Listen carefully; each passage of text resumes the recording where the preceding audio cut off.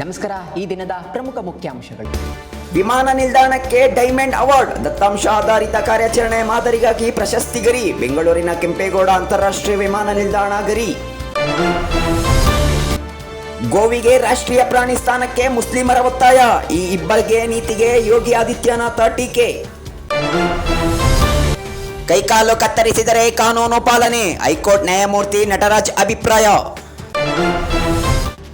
ನಿಯಮ ಉಲ್ಲಂಘನೆಗೆ 87 ವಾಹನಗಳು ಜಪ್ತಿ, ಆರ್ಸಿಬಿ ಗೆದ್ದ ನಂತರ ರಸ್ತೆಗಿಳಿದಿದ್ದ ವಾಹನಗಳ ಸವಾರರು.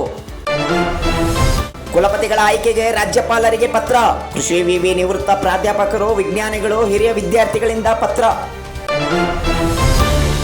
ಗೋಪಾಲಪುರದಲ್ಲಿ ಮಣ್ಣು ಅಕ್ರಮ ಸಾಗಣೆ, ಅಧಿಕಾರಿಗಳು ಮತ್ತು ಪೊಲೀಸರ ಭಯವಿಲ್ಲದೆ ಸಾಗಾಟ. ಜಿರಳೆ ಪಕ್ಷದ ದೀಪಕ್ಕೆ ಭಾರತಕ್ಕೆ ನೀಟ್ ಪರೀಕ್ಷೆ ಪ್ರಶ್ನೆ ಪತ್ರಿಕೆ ಸೋರಿಕೆಯ ಪ್ರತಿಭಟನೆಯಲ್ಲಿ ಭಾಗಿ.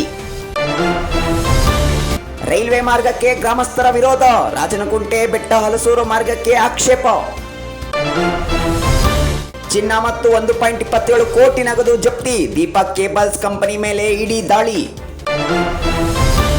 ವಾಣಿಜ್ಯ ಎಲ್ಪಿಜಿ ದರ 42 ರೂಪಾಯಿ ಏರಿಕೆ, ತೈಲೋತ್ಪನ್ನ ಮಾರಾಟ ಕಂಪನಿಗಳ ದಿಢೀರ್ ಏರಿಕೆ. ಸ್ಯಾಂಕಿ ಉಳಿಸಿ ಅಭಿಯಾನ ಶುರು, ಕೆರೆ ಒಡಲಿಗೆ ಒಳಚರಂಡಿ ನೀರು, ಪರಿಸರವಾದಿಗಳ ಆಕ್ರೋಶ. ಗರ್ಭಿಣಿ ಪತ್ನಿಗೆ ತೊಂದರೆ ಕುರಿತು ಪತಿ ಧರಣಿ, ರಾಜ್ಯಪಾಲ ಗೆಹ್ಲೋಟ್ ಸುಗಮ ಸಂಚಾರಕ್ಕಾಗಿ ಅರ್ಧ ಗಂಟೆ ರಸ್ತೆ ಬಂದ್. ಸಂಪುಟ ಕುರಿತು ದೆಹಲಿಯಲ್ಲಿ ಕಸರತ್ತು, 400ಕ್ಕೂ ಹೆಚ್ಚು ಶಾಸಕರಿಂದ ಹೈಕಮಾಂಡ್ ಅಂಗಳದಲ್ಲಿ ಲಾಬಿ. ಸುಮಲತಾ ಹೆಸರು ಮುಂಚೂಣಿಗೆ, ರಾಜ್ಯಸಭಾ ಚುನಾವಣೆಗೆ ಮಾಹಿತಿ ಪಡೆದುಕೊಂಡ ಬಿಜೆಪಿ ವರಿಷ್ಠರು.